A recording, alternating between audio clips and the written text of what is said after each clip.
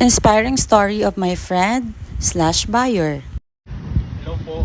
Ako po pala si Aldrin Escanancial po, 33 years old. Isa po akong seafarer po. Isa po akong 14 student po sa Barco. He purchased a Danesa unit last April 2017 and started to renovate last March 2021.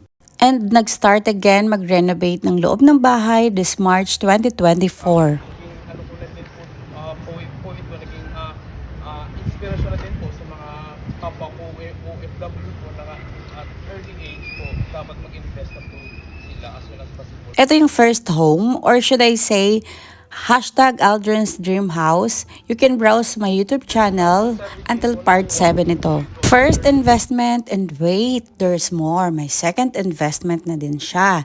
And it's Caroline Corner Unit dito din sa Meridian Place. Ika nga, invest while you are